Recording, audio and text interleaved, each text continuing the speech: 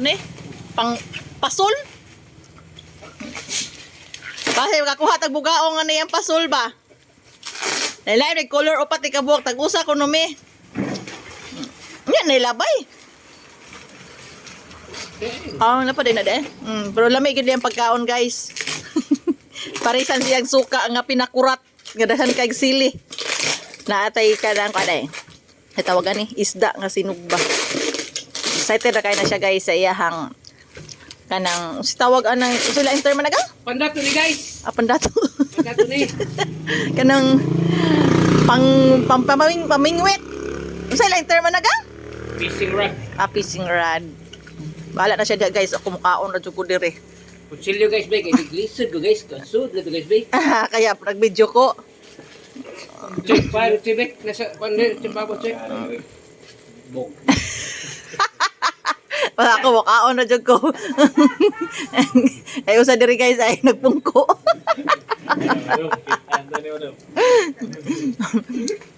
Hinyara kag tagay o red horse. Ako kay kani ay. Diri, guys. Ato bang des makamera, guys. Ayo diha, guys. Bus paon. Kinita na. Tagka magpaon na ni. Bugaong lagi makuha na ni yung pasol. Upat na kabuk. Upat, 5 minutes. Kasi napakapinan. Napakapinan siguro na pagpindot nyo, guys. Ayun, upat, 5 lagi. Pandato ni guys. Unbox na mo siya. Upat naman mo ka. Upat lagi order na. Nakakalagsiki man sila pindot-pindot. Dusibo.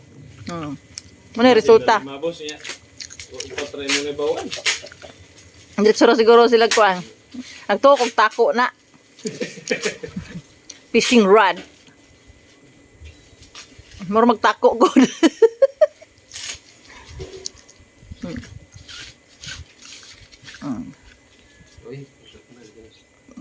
Mga cute lagi na. Di man siya pareho kadagkugang naigagmay, naidagko. Hindi buburan. Ay, installer doon buburan mo. Napay buburan dire eh. Usara. Ato may dito sa inyo ha, managat ha. Ato may masul sa inyo. Ay, nila, kuha ko sa kabukbugaong. Kaya ang pambuti mo, anto ta sa ilang si Wing mamasol. Basta yung Armalite.